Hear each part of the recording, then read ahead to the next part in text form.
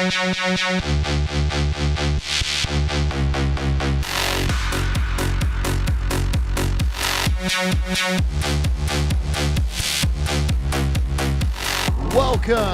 to Austin, Texas, to Circuit of the Americas for round number 4 of the Skip Barber 2K World Cup, presented by DES Simulation. Qualifying is already underway here at Circuit of the Americas.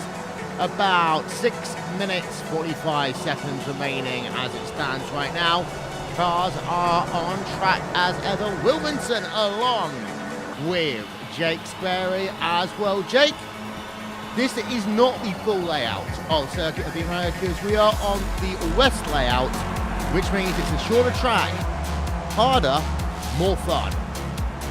End boys and West End girls, and some great battling that we have available to us today. We're going to see some great action. Qualifying currently underway.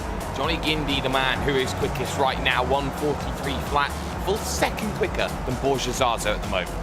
Yeah, as times are coming up on the left-hand side of your screen.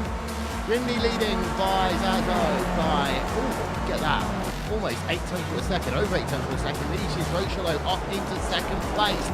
I mean, you've got yourself a Hematin Idols now off into 4th, but we want to turn our attention then over first to Vinny, because half a second behind on that first lap there over Johnny Guindy there, Jake. But we know the second lap is where Vinicius Roca can be faster than anyone else. He can, he just needs to dial it together as he heads through this S's section, sweeping, slowing it down every single time. Find the power a little bit. No, you keep on hitting the brakes and slowing it down as he heads through the left-hand. A small little dip here reminds you of the bomb hole at Snetterton, only miniaturized. And here I thought, Will, that everything was bigger in Texas. That is almost one of the worst things you've ever said. Almost. That's got to go into the Rachel Whitewood book of jokes. Anyway, Alfredo Mallow there, 4th place right now. We did see Vinny, he actually abandoned his second lap there, Jake. Justin Tipton up into 2nd place, Mallow up to 4th. And that's very crucial. He can't go any quicker. Alfredo Mallow in 4th position. Justin Tipton having a sensational run of form at the moment there. He's gone from what is 2nd position in the last race in the 2K World Cup, looking for something even better in terms of opportunity. So it seems that he's there, he's looking, but question becomes, can anybody knock off the post? The man who's been looking very impressive in Johnny Guindy. It's not often that you say you can go 3 tenths quicker than anybody in terms of field, but this circuit is so different. It's stop-starty because you don't have that long 1 kilometer straight to work with. Yeah, let's check in with Philippe Leber right now. Number 2 machine, 4 minutes of qualifying is remaining. Philippe Leber currently scored, as I said, 6 tenths per second behind your pole sitter. Now down through what is turn 18 realistically on track, as Leber now will take on turn number 19 towards the start finish straight. Will come after turn 20. Couple of people are still on track as Andrew Picoria goes up into 7th place behind Leber.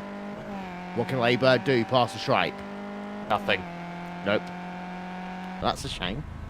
It is a big shame. Greg Seitz, though, his teammate, TT Racing, looking for the drive to the line as well in the number 74 machine, currently P15, and he does a 44 flat, so he goes to P12. He jumps Iru Nom, the Estonian driver. Bob Batalla up to 7th. Hello, thank you very much. So that's something just to keep in mind, of course, with this 1 minute 43 lap time that we've got going on. I'll tell you someone who hasn't set a lap time yet. I'm very surprised to see how Jordi Lopez Jr. is going to do in the Evolution Racing Team machine. And a lot of drivers who haven't set a lap time. Yep, JB Maceda, Brian Dewell, Richard Warmingham, Don Parks, Brian Lockwood, Tran who are on board with, and Jordi Lopez Jr. We've got one of those drivers now up on your timing screen. We're on board with Tran through turn number 17, 18. Towards 19, he will come now. Jordi Lopez Jr. has set a lap time. However, it's not the best we've seen by him. We're actually trying to see where he is right now, Jake, as You're going to tell me he's somewhere and I can't see him. Tran will come past the start-finish line. Lopez Jr. is 16th after his first lap. Tran sets a lap time 1:43. He goes up into 10th.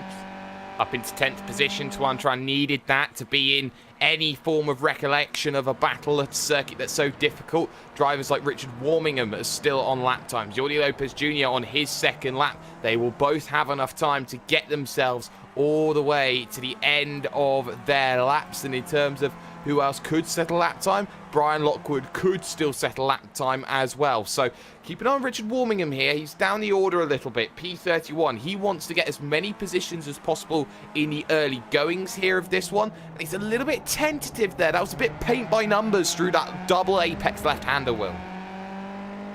It was.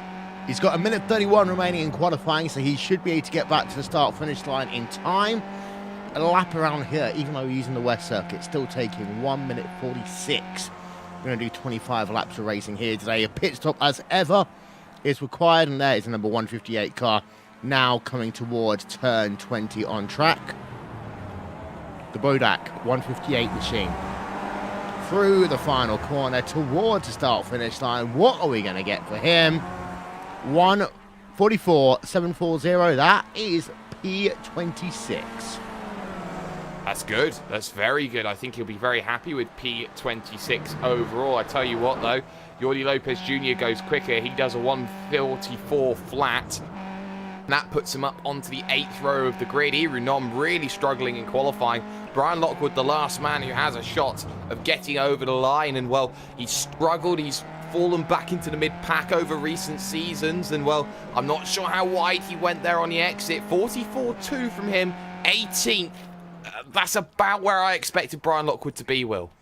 Indeed so. So Lockwood finishes his lap then. Everyone has pretty much done all they can in this one. Let's run you through your starting grid for this Sunday Night Skippies on Racesport TV.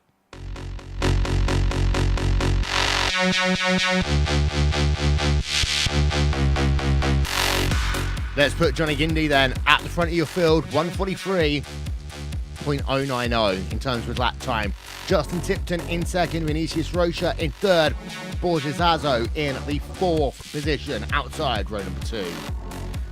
Behind you got Alfredo Mallow and then Felipe Byrne, your third row, Bob Batalla and Andrew Picoro in row number 4. Fifth row, Paul Malokas and Tran, with row 6 being Diego Francisco and Carl Dronke. On to row number 7, it's Raheem Atanides and Greg Zeet. Jordi Lopez Jr. and Iro Nom at row 8. Row 9, Chris Malcolm and Brian Lockwood. And then the 10th row of the grid will be Anthony Capp and Francois Bouillon as the rest of the grid coming up for you now. Keys to the race, Jake.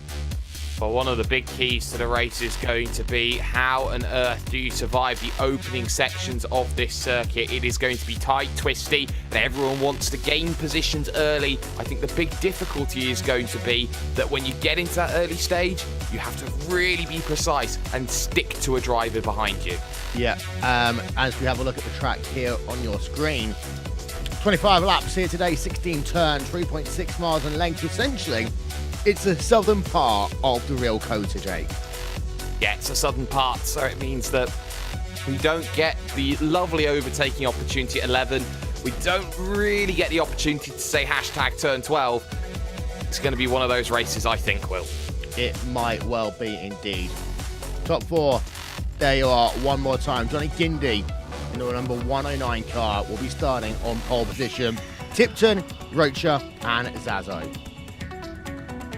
Drivers now lining up on the starting grid, getting ready for those lights to go on top of the iRacing gantry.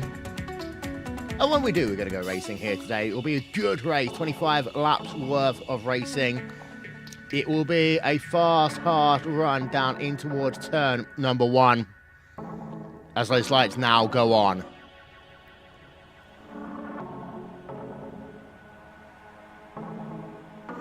And they go out, and we go racing then here in the 4th round of the 2K World Cup presented by DES Simulations. A snake as they head down in towards turn number 1, but they are too wide, too deep at the front of your field. That is Gindy versus Tipton. Behind it's Rocha versus Zazo, and it is Gindy who comes out then with the lead coming out of the first corner. Now down and snaking through the S's for the first time, Jake. And well, we were worried it could have been a bit of a mess down in the first couple of corners. Doesn't look to be that just yet. No, it doesn't. Only JB Master slow as they head themselves into the left-hander, breaking off from the normal circuit as they now streamline themselves into the left-hander that leads to yet another left-hander in the form of what is the actual turn 12. Out on circuit here. Borjazazo looking for an opportunity. Not happening here, but already 2 packs starting to form here, and one of them behind Greg Seitz. It is indeed, as out front, your top 4 drivers, Gindi, Tipton, Rochazazo, and you've got Leiber Pocaro in the mix as well with that one. Greg Seitz in the second pack. He is about 9/10 of a second behind the driver of Diego Francisco, but pleased to note that most drivers have survived the first couple of corners. Got a car off. Jonathan Dushak right now in the number 110 machine, but out front, Gindi continues to lead. They'll come into 19 for the first time in this event. Live timing and scoring will be available in just a couple of moments' time, ladies and gentlemen, on Racebot TV/timing. As well, Jake, at the end of lap number 1, it's still the Gindi show. It is still the Gindi show, but crucially, he hasn't been able to break away here in terms of the Gindi show, but he's leading his former teammates second and third behind Rocha and, of course, Tipton. And, of course, don't forget, they're in position number 5, Philippe Leiber, sitting in the wings, and the driver at the back of this train, Diogo Francisco, who wants to start trying to make some moves forward. Behind all of this, though, Greg Seitz side by side with Jordi Lopez Jr. Lopez wanting to go to the outside. It will turn to the inside through the left and rights. You never really want to go too wide there. They interlocked wheels for a moment, and Greg Seitz very lucky not to get tagged there in that one. Jordi Lopez Jr. and Greg Seitz almost having that contact. Yeah, we're running on board with Greg Seitz for the moment.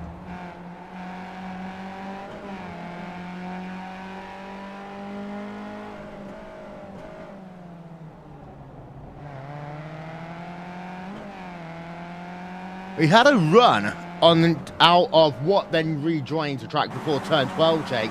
Couldn't make the most of it. As behind, they've settled down quite a bit as well. You see, there aren't many drivers scrapping it out in the middle part of your pack. We knew this wasn't going to be one of these tracks where we're going to have a lot of overtaking. It will be more stop-start, as you noted earlier, because of the nature of this racetrack.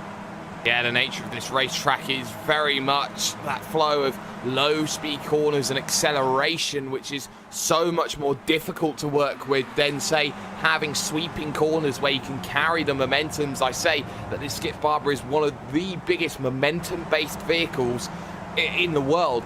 And if you don't have any momentum at all here in this one, you can basically kiss aside any opportunities. This circuit does not help promote that. I tell you what, it's a breakaway of 2. Gindi and Tipton have broken Rocha by 0.8 of a second here, and you can see there Tipton having a half look into the open and expansive turn number 1, unable to make things happen.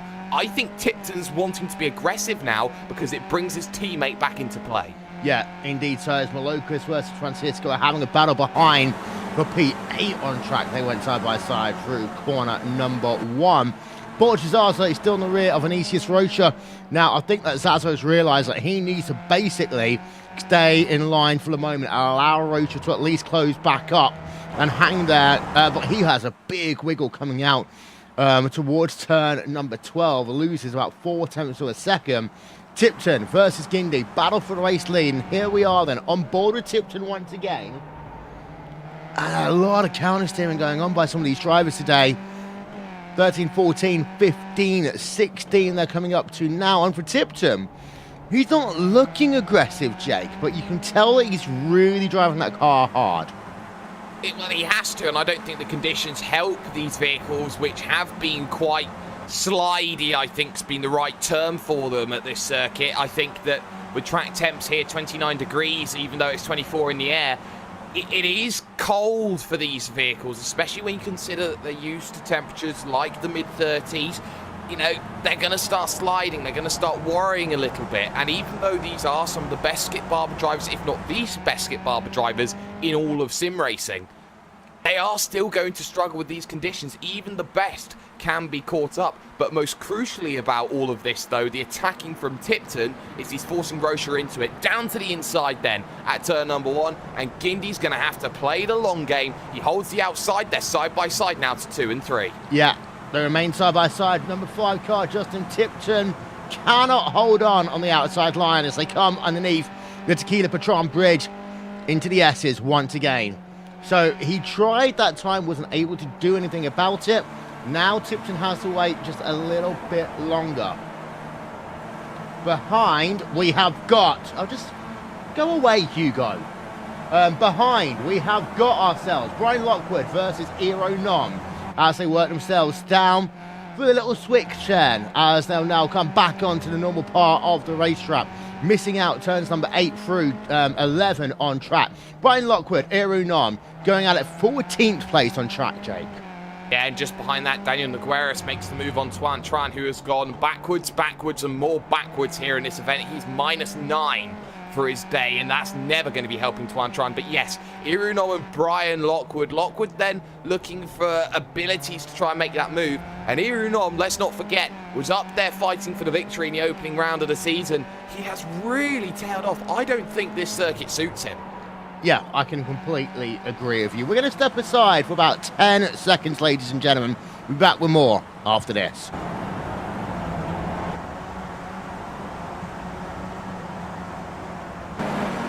Vinny Rocha, P number 3 right now. He's actually gained back up now to the rear of Justin Tipton through turn number 1. There's a bit of lapped traffic coming into play early as well. That is number 134 machine. Paul Malocus, Greg Zeed's going at it into 1 as well.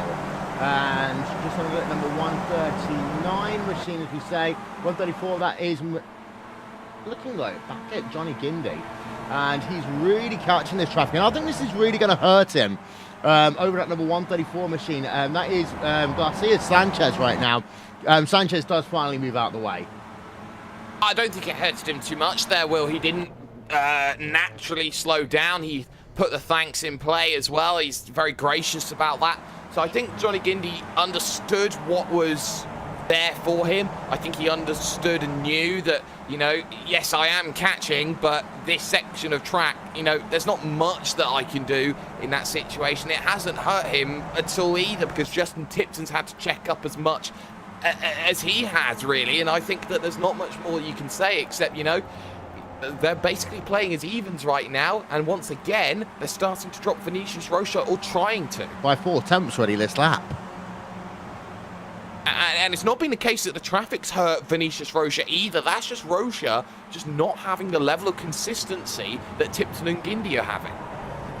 It is strange as we complete lap number 5 of 25 here at Circuit of the Americas. John Sully then versus the driver of Isaac Yan. Going at it outside your top 20. Down in towards turn number 20. Sully can't do anything about it at the moment. That is your closest battle, though, going on track. Borges Zazo versus Vinny. We go on board with the driver of Zazo as he'll come through turn number 2, turn number 3. Now Zazo is starting to fall back from the rear of Rocha as well. Yeah, he is starting to struggle a little bit, dropping a couple of tenths of a second, so he needs to just get up onto the rear, and I argue that Felipe Bear needs to start working. Andrew Picario, I think, is going to be the one you need to worry about. Although white cars do matter, it's not going to be a case of white cars matter if you're going to be off the back of the train, as he gets a little bit of a wiggle, actually runs wide through the right-hander. It is worth saying, Will, that this Circuit of the Americas track is one of the toughest in iRacing for off-track incident points. Oh, yes, it is. As we're having a look at your field then come through that tight chicane. And the number 27 machine towards the rear of it. Back looking at Guindy. I want to have a look at the lap times, actually, between P number 2 and P number 3. And there we are. Last time by, he lost 4 tenths per second, did Vinicius Rocha. We're going to get the next set of times up in about 30 seconds. Well, he did gain laps number 3 and 4, Jake, but on lap number 5, he lost a ton of time. And I'll tell you something even more interesting, Will. By the looks of Johnny Guindy in his laps, he has not had a clean lap for the opening 5 laps of this event, because nothing has screamed out it's the fastest lap. And that is going to be very crucial. In fact, only this lap, he does a clean lap, a 1:43.2 he has managed to do, as it's another 43.1 from Justin Tipton, and there was already a defensive tap there from Johnny Gindy. He doesn't want Justin Tipton to get ahead and then start slowing the entire pack down, allowing Rocha and Leibert into this one to try and get the TT sweep. At the end of the day, I think Johnny Gindy knows that he's got to use everything that's available to him, and if that includes incident points, then he's got to be fair game on that. Yes, indeed. Let's go back on board then with Justin Tipton, as, well, the gap between himself and Rocha down to 4 tenths per second. Rocha over Zazo now up to 8.5 tenths per second. Diego Francisco, we haven't really talked about him today in the number 48 machine. Another TT Racing driver who's moved up 1 place so far, putting the pressure over Bob Battalla now will be number 7. Yeah, Bob Battalla, always a consistent driver. We haven't seen too much this season. I'd love to see more of him. I really think he adds something to the series. I really think that he would add something to a team as well. So Bob Battalla, he's right there with Picario, who's been dropped off of this train. So now Andrew Picario becoming the man under pressure. 43.8 last time, Battalla at 43.7. Let's not forget that Bob Battalla is only 4.2 seconds off of the leader right now. Yeah, but you're right about Picario. He's now almost 2 seconds behind Philippe Leibert, who runs in the 5th position. Leibert going down to the inside and past Zazo. Now up into P4 as Zazo, you're right, gets a slowdown penalty. Not worth really showing a replay, but Zazo is now down to P number 5. He is, and the battle for the lead intensifies because Tipton's on the outside. Uber defensive line from Gindy, and remember, Gindy at this circuit had that infamous contact with Philippe Leibert, caused himself to leave TT Racing. Stick one to the man, as it were. If you can keep yourself there, TT Racing P2, 3 and 4, and Rocha's back. So now the bees can swarm around Gindy as they look here. Tipton does, maybe at the inside for turn number 3. That won't work, and the question will be, do you sacrifice, say, Vinicius Rocha will, pit him early, give that in the mind of Johnny Gindy, force him to make the call? No, because Gindy's really intelligent at that. I would say that Gindy will come on towards pit road when he wants to come on towards pit road. He's not going to allow himself to be manipulated by Rocha or Tipton, I think, trying to pit early here. I think that Gindy's just going to try and run his own race as they come through this beautiful section of racetrack again, Jake. 13, 14, 15, 16. I just think that, you know, we can talk about the pressure being put on by Gindy. We know that Gindy can withstand the pressure as well. Yeah, Johnny Gindy is one of the best drivers when it comes to pressure. There is a reason why he's had real-world drives and is one of the, I'd say, one of the best talents that has translated from sim racing to the real world. And there's not many that can say that they can do that. So I think that Johnny Gindy understands what's on the table for him. He understands that he needs to race in a certain way at the front of the field, and that Justin Tipton, Vinicius Rocha, they are never going to let off. So this is a real test of consistency value, and you're seeing this every single time, Will. Gindy does not want to have any opportunity to give to Tipton, and Tipton does not want to take the draft on the run up to 1. Yeah, indeed. So, by the way, Jordi Lopez Jr. up 6 places. You talked about this in qualifying, Jake, about how Jordi will move up places. He's now up to P number 9 after qualifying 15th. So, fantastic run for the field for him. Yeah, fantastic run. 43.9 his last lap time. In fact, he's dragging the entirety of the train, which includes Greg Seitz, Paul Malocus, and the dream for Fahim Antonides, looking for opportunities in this one. So they're trying to chase down Francisco and Picario here, and that's going to be what they need to work on and look to try and get through. The difference is they've got 4 seconds to catch here on battling Picario and Francisco, and if I was Diogo Francisco, I would get out of that train and make moves quickly. Yeah, indeed. So it's also worth noting that you can gain quite a bit of time, as we might have just lost a car. Give me 1 second. You can gain or lose quite a bit of time on that pit sequence here, Jake. So the likes of Lopez Jr., for Greg Seitz, Paul Malocus, for Fahim Antonides, they still got the chance to get themselves solidly into the top 5. The pressure's on them, however, to make a perfect pit stop. Yes, and being 7 seconds back of that top 5 at the moment, they are relying on mistakes potentially up forward, and we've seen a couple out of these drivers up front. We've seen Borgesazo have a slowdown penalty, which has cost him upwards of about 2 seconds in terms of where he would be in comparison. So I think it's plausible to see mistakes, but I don't think that you should race to bank on mistakes. I think you should race to try and get as far as you can with your ability. Luck would be good. Pacario side by side with Francisco. Yeah, Francisco's listening to you, Jake. But it's glad that one person actually does. I listen to you. I never said you didn't. Well, yeah. But Francisco now up into P number 6. So 2.7 seconds is the gap to Borgesazo, but Zazo's running in no man's land right now. 1.1 second behind, well, anyone else behind Felipe Burr on track right now. So that's the thing that's going on. Zazo's really just having to ride this one out until the pit sequence, and that all came from that slowdown penalty he had a couple of laps ago. Yeah, and I don't mean to cut away from your point, Will, but I believe the car we're missing now is Bob Battalla, who's out of the event. What happened to him?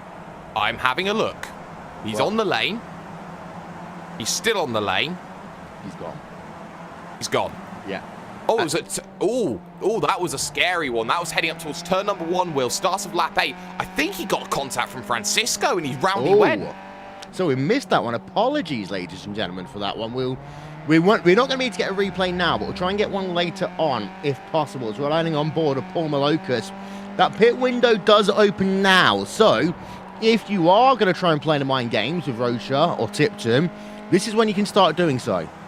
Yeah, or even Leibert, actually. I think Leibert would be the much better option in this train because Philippe Leibert, what does he have to lose? He's been working hard to get to the draft. He uses most of the draft on this lap, gets to the train, decides to pit, and then he puts in the lap times that he was putting in to get back onto this group. I think that's crucial. 43.2 from Leibert last time by. Compare that to the 43.6s of Guindy and Tipton. That's 4/10 of a second even quicker. 2/10 of a second quicker than Rocha. Leibert's the fastest man on circuit.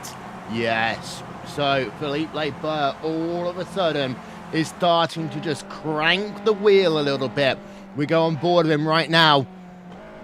Number 2 machine, number 4 position from Texas. Home track, of course, for Philippe Leibert through the chicane. We'll be halfway next time by, Jake. So if you can get the run through 19, I think you might be right. The yellow wheel car might be going left onto the yellow brick pit road.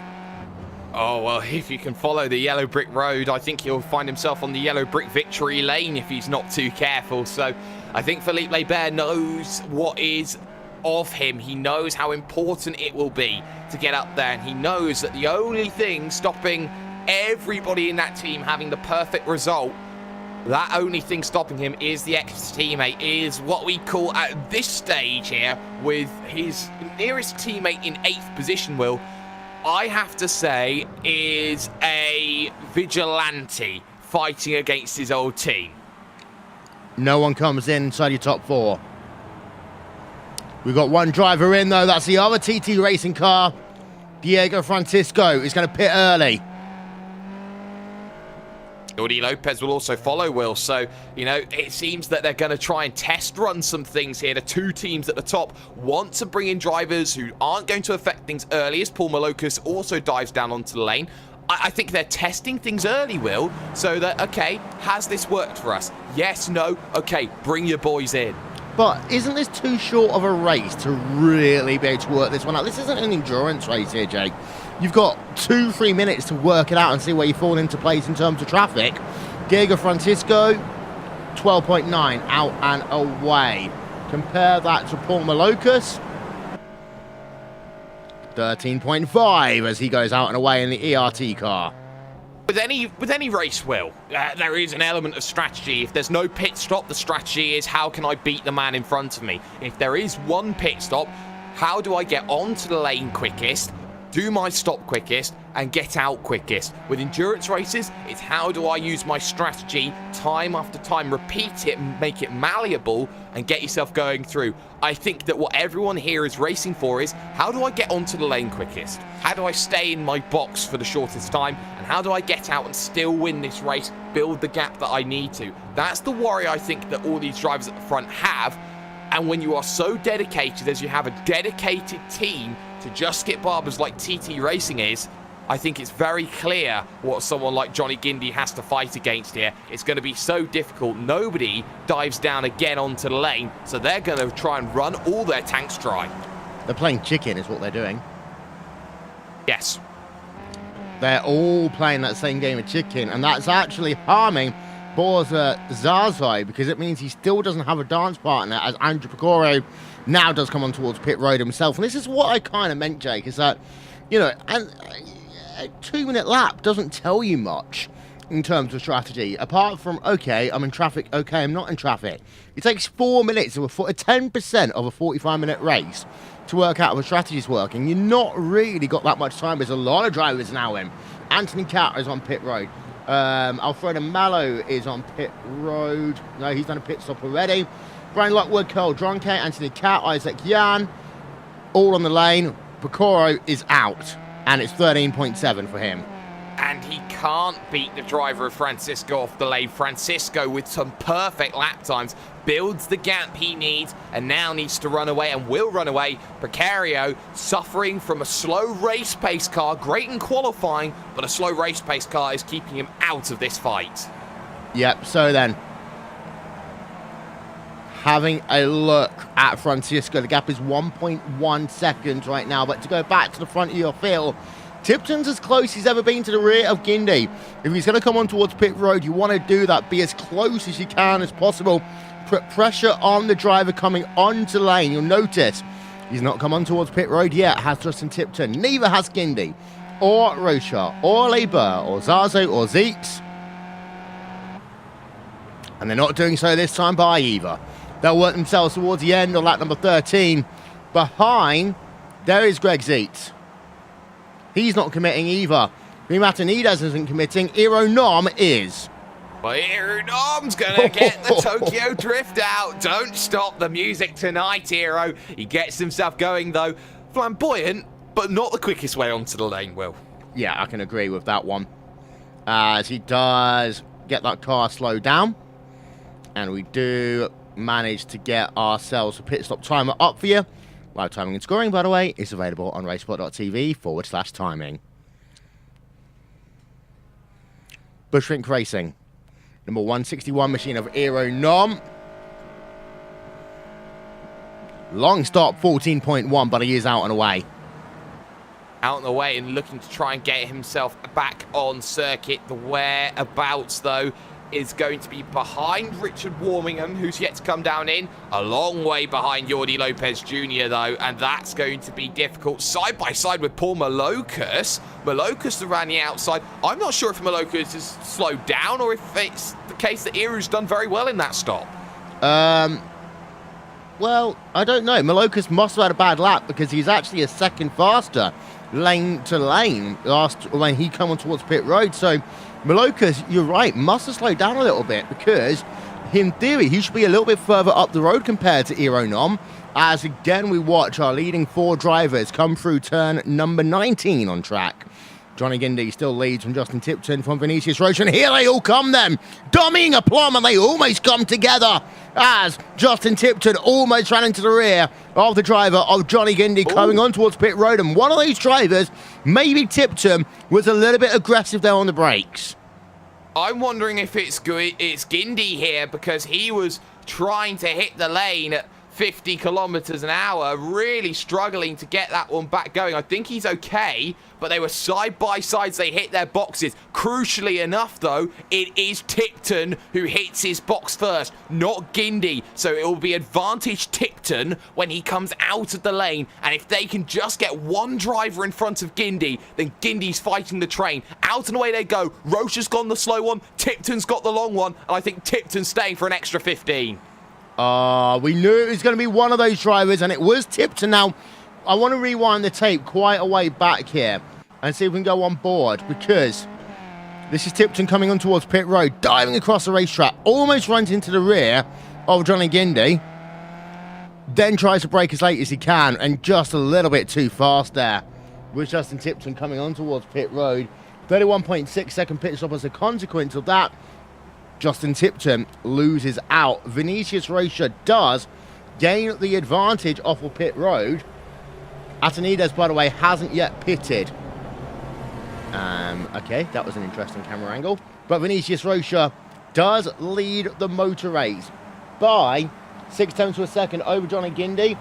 Felipe Barber in third as it stands right now. And Justin Tipton all the way down in P number 12. Not ideal for Justin Tipton. That will be the move that costed him a great chance at victory here today. But Rocha, I think, again, Will, has short-filled the stop.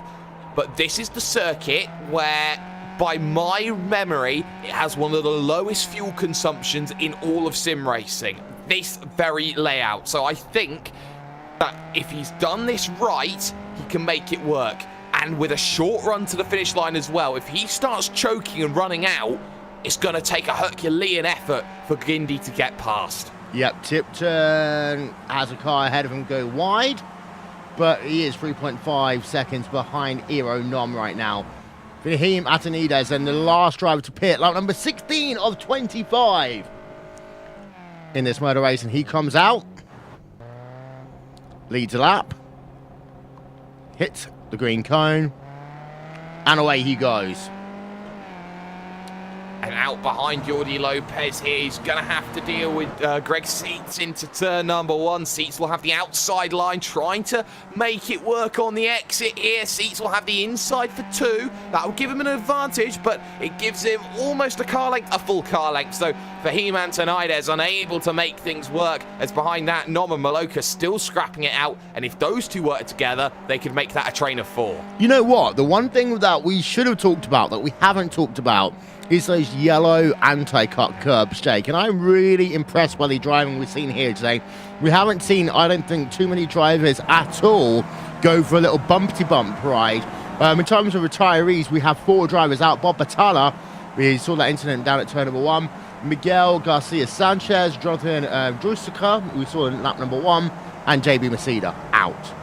Yeah, 4 drivers out, never ideal to see, but it just shows you how strong this field is. If you still got out of 40 drivers, 35 of them still circulating the circuit. Matthew Woolett is the last driver Rob Adams is the driver 1 lap down. Matthew Woolett, the last driver on the leading lap for Positive Sim Racing. But Indy, I'm still looking at him. I'm still thinking, yes, he has that ability to make that move, but when you know that Vinicius Rocha likes going short on the fuel, I think that Guindy's just going to try and bait him out in this situation, Will. Yeah, I agree, as they will work themselves up the hill then. It's been an interesting race so far today. Let's have a look at your top 8 of your standings here, as we'll just notice the fact it's 4 tenths per second between Johnny Guindy right now in second place, from Vinicius Rocha, who is leading the way. Felipe Barber in third place, however, he's 1.9 seconds back from your race leader. 4th place is Diego Francisco. 5th place is Borges Arzo. Andrew Bacore in 6th. Jordi Lopez Jr. in P number 7. And Greg Zeitz rounds out your top 8 right now. So, that's the situation. Lap number 17 of 25. Jake, battle to watch, of course, is Guindy versus Rocha. As Guindy now, after leading the first part of this race, is in 2nd place. We know Rocha can sometimes go light on fuel. In terms of pit stops, we haven't actually got comparable time on our timing and scoring data, but it's pretty close between them. Although Rocha, I think, was about a second quicker on pit road in order to get that undercut. Yeah, he had to be. He was the second back, and then he gets the second front, or thereabouts. So it seemed that Rocha did go shorter, as he tends to do. But this isn't a bad thing in this situation, Will. I think TT have the mentality that if one driver can't win, then another one must. So if Rocha isn't safe on fuel, he can stay at the front, yes. He can slow down Guindy. And remember, only a second point fall back is Felipe Barber. They can use Rocha to slow down Guindy, to bring Bear back into this, and then we can have all sorts of fireworks between Bear and Guindy. Race Spot TV fan immersion here, live from COTA.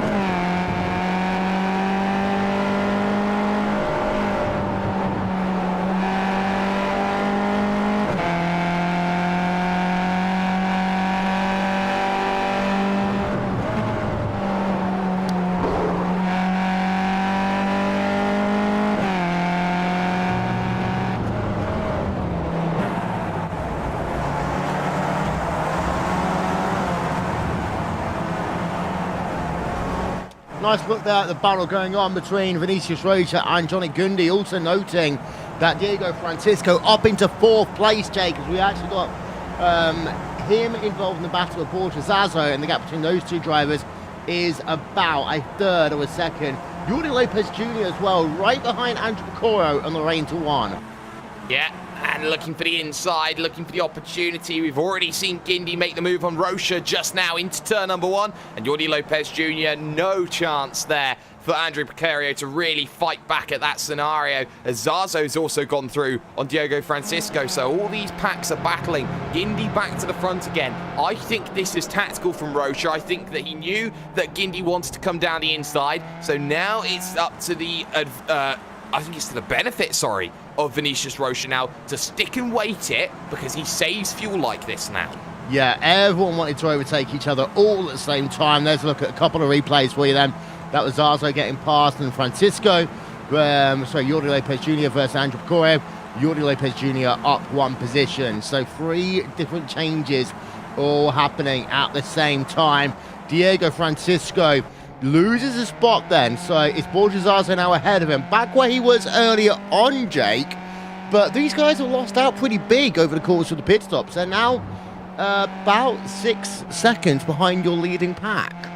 Not ideal. Borja Zazo, well, he knows what was there. I think Diogo has gained and Borja's lost, because I think that someone like Diego Francisco is 9 seconds back. He's managed to pull some time in, very crucial in terms of that one. But of course, everybody's been having a few gains and a few losses. Hard defense from Guindy at the front of the field then, as Vinicius Rocha pulls to the outside once again, potentially looking for the around the outside play, which is never the easiest one into one, as Guindy gets the slide. Guindy gets more of the slide, and well, that's a parting gift. Thank you very much, Vinny Rocha. Go back to the front, please. Replay coming up then.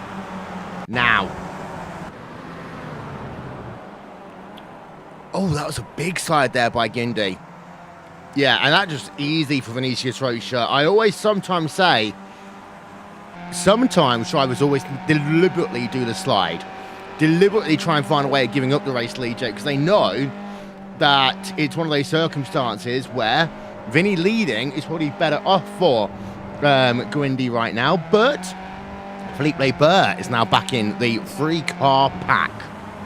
And I think that's the issue with trying to do something like that, is the fact that you do have someone behind you. If you were 10 seconds down the road, then by all means do it. I always remember the UK and I Skip Barber race at Road America, the final lap between Tom Ward and I believe it was Stuart Adcock, but don't quote me on it, where they both played chicken into turn number 5 and dropped 3 seconds, and then it became a 9-car scrap for the win, Will. Yep, I remember that one. I was commentating that one, I think. So was I. Yeah. Oh, it's when we took over, wasn't it? Yeah, I remember now. So, Vinicius Racer still leads by Johnny Guindy.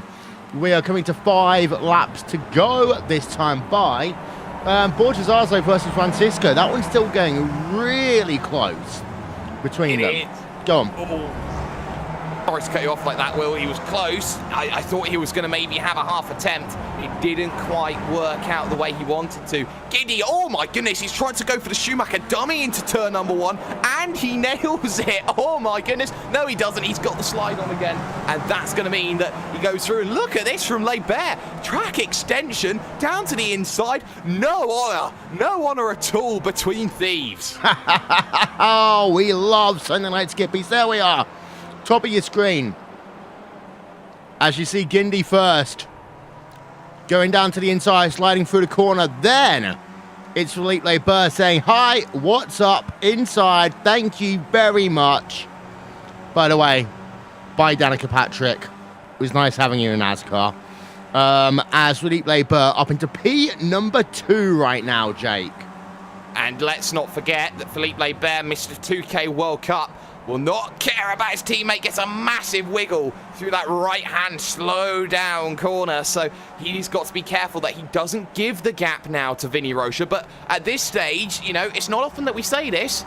Philippe Leibert, rear gunner. Nah. I know, but he won't be a rear gunner. He wants to go for this victory by himself, I think, as they'll come towards the last part of the racetrack again. And, well, I think Philippe Leibert is now thinking, okay, I'll give you till the last lap. I'll wait until the last lap. We'll get rid of Guindy if we can. And then this is just going to be us going at it for the final couple of corners on this racetrack. But we need to understand this lap, really, to understand what Philippe Leibert is going to do. Because he's going to get the draft up towards turn 1. He stays in the draft, but he's not close enough yet to make the full use of it. In towards 1. Yeah, this is just Leibert driving a race, Jake, right now. I think he has to. He knows that Vinicius Rocha could run out of fuel if he's not careful. He's placing himself perfectly to try and go for that race victory, and why wouldn't he? He's been working all race long to try and go for that victory, and if he keeps on this pace, I think he certainly has a very good opportunity of making that happen. I do, though, Will, want to give a shout out to Brian Duell. Yes, he didn't qualify well at all, but look at this. He's going past Francois Boulian into turn number 1, the Orion Race Team man, and get this, he's gone from 38th to 16th. Impressive. Impressive by Brian Duell. We're having a look on board of him as he made that pass over Francois Boulian. So he's up now to P number 16 on track. This is impressive by him, as we saw Boulian falling down on our timing and scoring screens. Borges Arzo still having a look at him versus Diego Francisco as he'll come down toward turn number 17, Jake. We go on board with Zazo again. Different lines being taken through the corner there, and Francisco prefers that kind of wide line arcing through the corner, whereas Zazo likes keeping it tight. Well, the thing is for Borges Zazo, it depends about what you like. You normally talk slow in, fast out, and I think that the line that Zazo takes really does compromise that exit, but it's only a short run to the left-hander, so I think that's why Borges Zazo likes to feel confident about sticking that vehicle down the inside. Francisco a little bit more different. Defensive at the front though. Oh, they're not going to be having team orders, Will. Rocha and Leibert on. Around the outside, says Philippe into turn number 1. He tries it. Little bit of a slide there at the off-camber 1. And now Guindy back into the mix. Gloves off. 3 to go. Oh! Look at it, Leibert. You're trying, buddy. Wow, that could have been huge. Rear gunner, my ass, is what Philippe Leibert says to you there, Jake. Well, fair play to him. He has every right to say, I'm fighting for the victory. Remember, Leibert's not had the championship that he's wanted. Rocha's already had a win this season, but he missed the first couple of rounds. Used both his drop weeks in terms of that, so Rocha will be instantly fighting on the rear foot, I think is the right word to say there. And with 2 and a bit laps to go, Johnny Guindy's going to have to be licking his chops at the teammates battling each other. He's still got a very legitimate chance of winning this one. It all depends on him getting the right draft out of the final corner. You can gain upwards of half a second up to turn 1. Yep, I mean, we're having a look again. 2 different lines taken through 17-18 between these 2 drivers, Barber and Rocha. Guindy just sat there waiting as it goes. 2 laps to go at the line. Vinicius Rocha versus Philippe Barber. Don't forget, they almost took each other out of the race down at turn number 3 last time by. On board of Barber. Let's see what he does up the hill. In the draft. Defensive line taken by Rocha. Barber is going to use that draft now, pop himself out to the outside. Side by side into 1. Late braking there by Philippe Barber. Barber going to be under pressure a little bit from Guindy. Barber has the inside line through turn number 2. And they stay side by side. And they stay side by side. Oh, this is so brave, Will, and now Guindy wants to go side by side as well as he looks for the left-hander. Nothing happens. Barber gets what he wants and what he's worked for all race long. The race lead, the gunner behind now of Rocha, who may or may not be struggling at this stage, but now Guindy's got to move. He wants to get himself in the cat amongst the pigeons, and I think right now he's just the cat sitting outside the window hoping that the owner lets him in. Well, Philippe Barber, ballsy, gutsy move through turn number 1, 2, and 3 on this track. They still got a lap and a bit to go. Guindy currently 3rd place in the line, but it's TT Racing at the front right now. Here is Philippe Barber. There is Vinicius Rocha and Guindy in 3rd place. Well, this could be a big one, Jake, and it's all going to happen down at 1.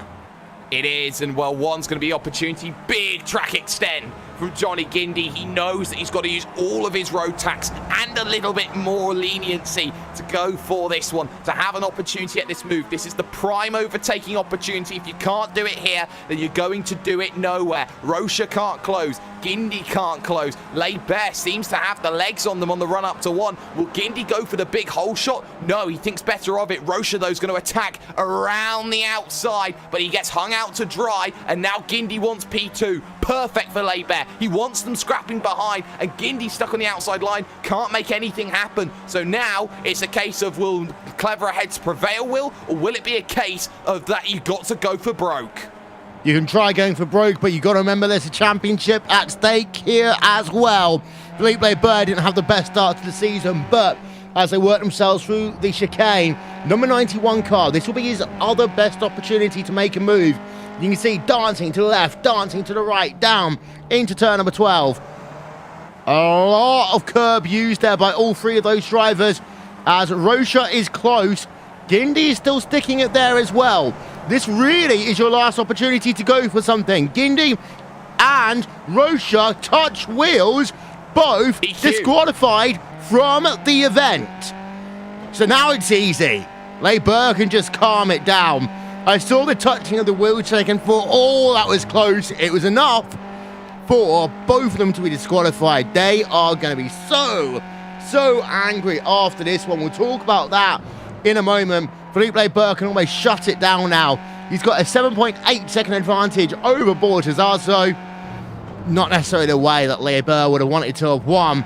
With such an advantage, he would have wanted to erase it to the line. Rear gunner, my ass, Philippe Barber wins at Circuit of the Americas. Wow. Unbelievable race. And I think Diogo Francisco had something happen to him towards the end of that one, because he was just completely dropping off the pace. Still gets 3rd. He'll be pleased with that, but a massive battle's heading towards the end. Cat now trying to go around the outside of Lockwood on the run to the line. Line's too close. Lockwood steals it. Oh, but everybody scrapping. Cantor and Crum, having their own little scraps. It's so nice to see Schultz and Sully having a battle too. Yeah, but about that moment then between Vinicius Rocha and Johnny Guindy, let's see if we can rewind the tape a little bit and show you where it happened. Down turn 14, turn 15 on track, and well, we knew something might happen on that final lap. It's one of those reasons why, incident limits exist, Jake. I would say a little tap like that should not have determined the outcome of this event. No, but you have to remember, Will, with an instant limit like this, it's your responsibility to drive cleanly and safely. I said at about the end of lap 5, start of lap 6, there was no fastest lap counted on the iRacing system, Will, for Johnny Guindy, because he'd had instant points on his first 5 laps. When you put yourself in that situation, and let me put this clear, this isn't like it is, say, an iRacing official race where you get 17 instant points for the half hour that you work. You have 20 instant points here. You get 3 extra points for what is arguably a third more of a race. These are supposed to be the best drivers in the world at a Skip Barber. But Jake, I'm just showing you a picture here. So why is it then that it's... I mean, I know the 8-point limit is designed to be a no-fault system, but if you are the driver, and we're just circling him here, of Vinicius Rocha, he's clearly taking his own apex, coming into the corner, and, you know, for the driver, Johnny Guindy, he just accelerates a little bit too fast out the corner. Yes, it's his race gone, but that eats the race for Vinicius Rocha as well. Well, Vinicius Rocha shouldn't be on the instance that he is. This is the rules that you play by. These are veteran drivers who have been around for a number of years. They know the game. They know how to play it. And if you are putting yourself in a situation where you are high on instant limits, where you are in that bracket of, you know, 1 bit of contact and I could be gone, then you have to be really careful on a last lap battle. Yes, it may not be your fault, but should you even be there in the first place, Will? Okay. But my argument to that is, let's have a look coming into the corner. You can clearly see there is a lane around there, because you can see that Felipe Barber is clearly taking one line, and you've got yourself then a nice gap. And you can see that even as he tracks through the corner, that was nothing to do, really, for the driver of the number 91 machine. That was Guindy just coming up a little bit, sliding through the corner, as you see there. The number 91 machine who completely cleared the corner. And yeah, I can accept the points over. You shouldn't be necessarily, you know, coming to the end of a race and you have absolutely no ink points left. But, you know, one could also argue different things as we go on. A bit of a sour taste, in my opinion, in the mouth. But let's show you the results anyway here from Sunday night Skippies.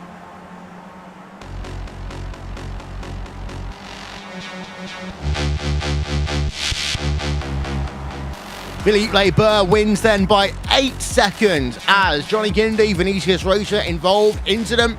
Last lap, putting them over the ink limit and disqualifying them from the event. Diego Francisco then 3rd place, Jordi Lopez Jr. in 4th, and Corio in 5th. Greg Zeet, Hero Nom, Fahim Atanides, Paul Malokas and Justin Tipton. Well, they round out your top 10. Rest of the results are coming up on your screen for you now.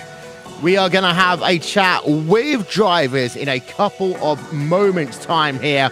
Step aside for a moment first, and we'll be back with more after this. You're watching Sunday Night Skippies on Racebot TV and an iRacing Live.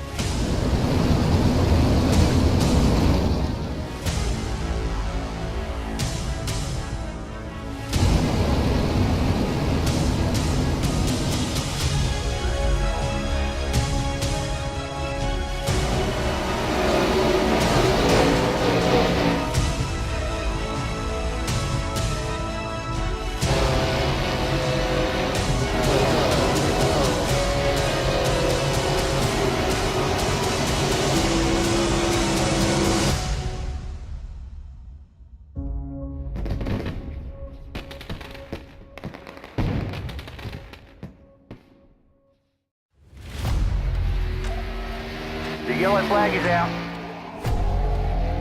Pit road is now open. Keep your eye on those gauges. We'll give you 4 tyres. 3, 2, 1, now.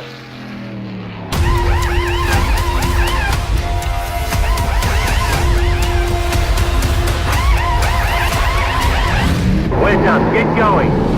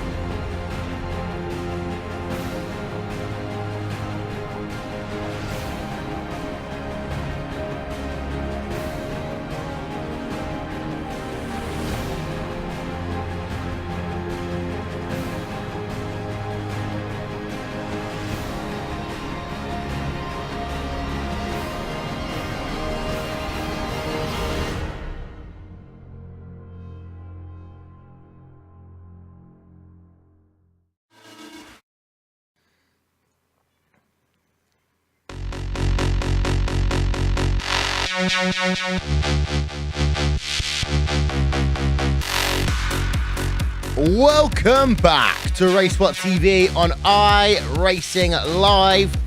Here's a look at your top 10 one more time.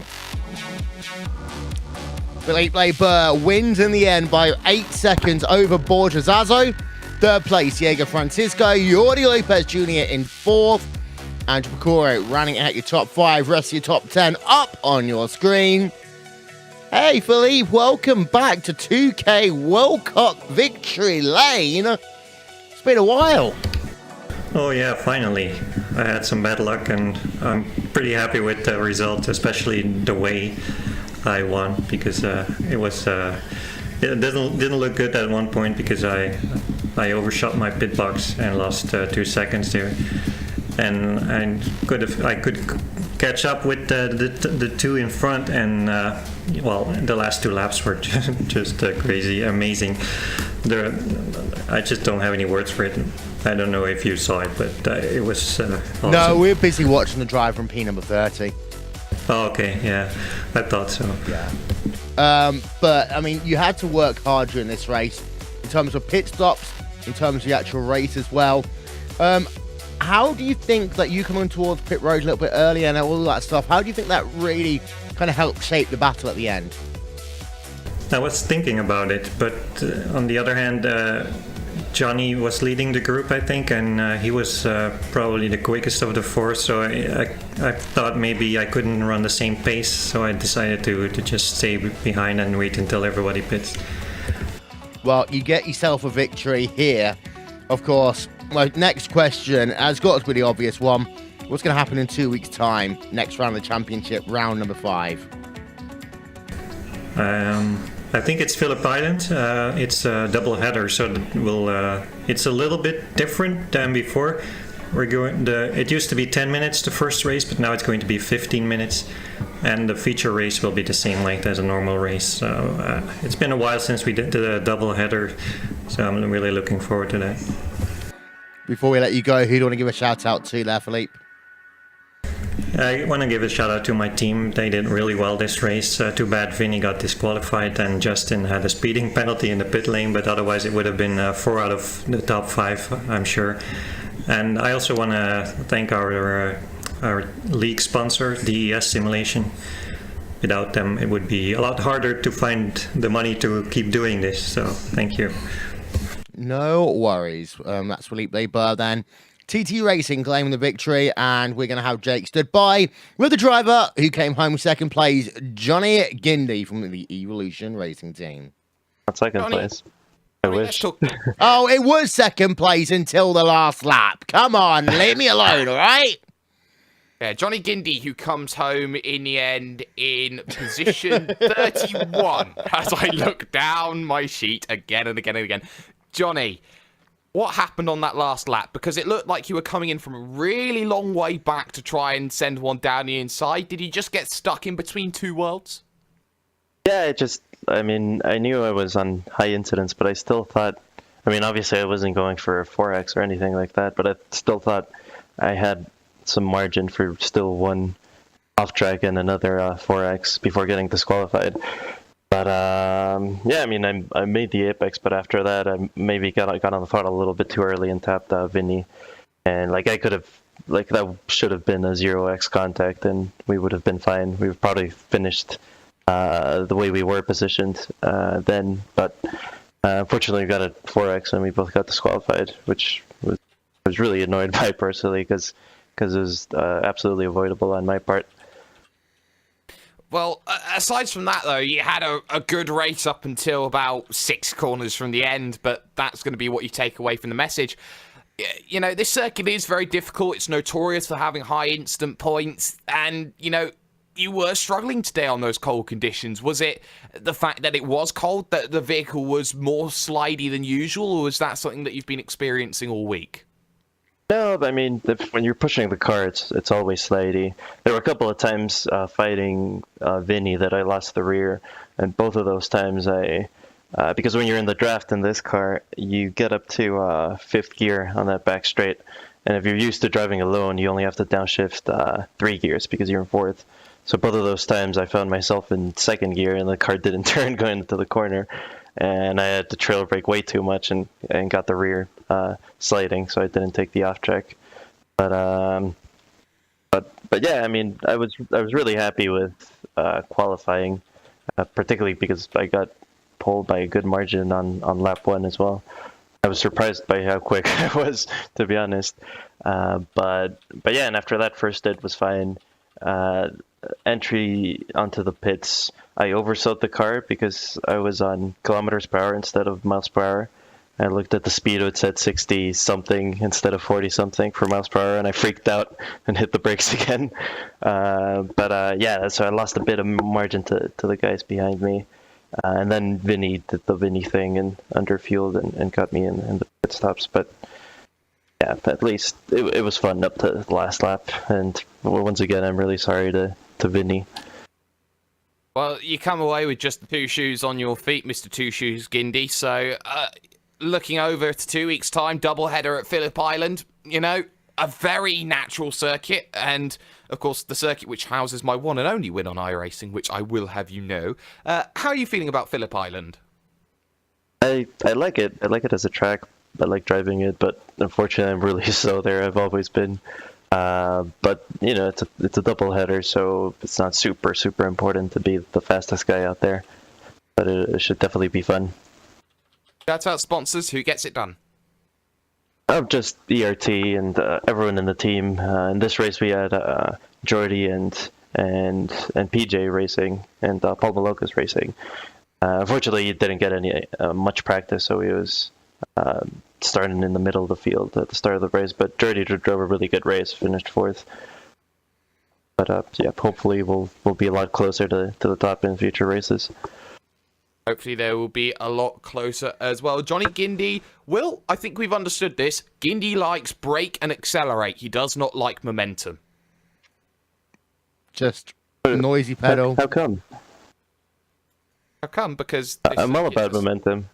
No, this circuit's a stop and start circuit. It's very different from Phillip Island, which is all mid to high speed cornering. Yeah, I mean, if you're fast in this car, you're all about momentum, to be honest.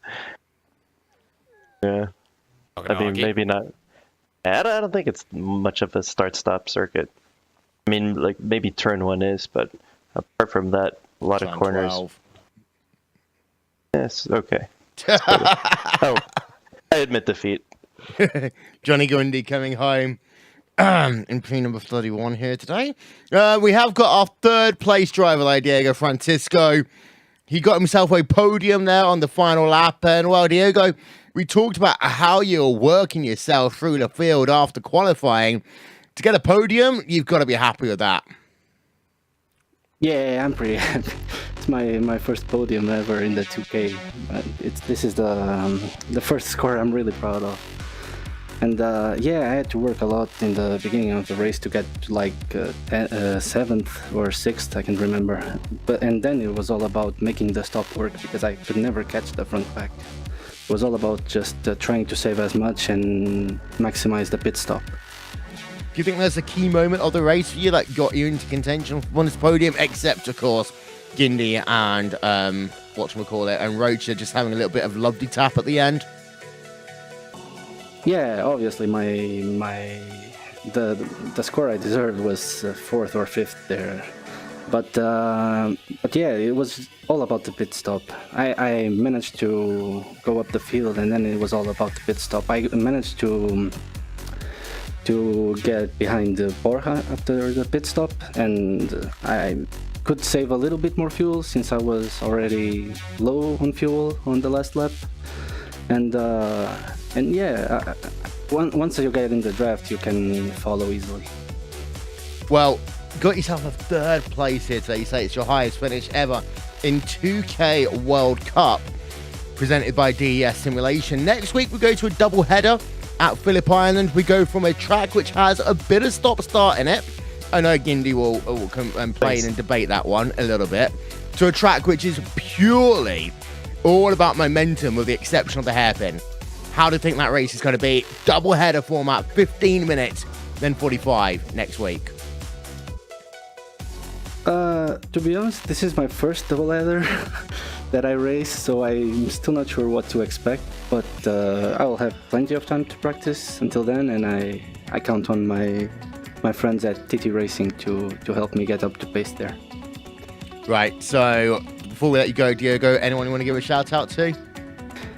Yeah, I'll just repeat the shout out to TT Racing, and I want to also say hi to my father and brother. They're probably watching right now, so just thanks to TT Racing and my family. Yeah. Well, thank you very much, Dan. Diego Francisco coming home 3rd place here today. Jake, final thoughts? Well, I think that we've seen controversy. I think that we've seen an event that has been interesting and has a lot of weight heading to the doubleheader at Phillip Island. And I think what is more crucial than anything else is that the points at Phillip Island, it is not a case of that they hold different weights as points. They hold exactly the same weights, winning one race or the other. So it's so crucial to make it happen. But I'll tell you what will surprise you. I have Borja Zazo leading the championship. Who said that? Wow, indeed. Monday Night Skippies in support of the Calm Zone is on air, 9 p.m. GMT. Tomorrow night, wrap up your week's worth of racing here on RaceSpot TV and on iRacing Live. That is all we got time for. That's been Sunday Night Skippies here on RaceSpot TV. Brought to you by iRacing Live. Pinties for the win. We'll talk to you all next time. Goodbye.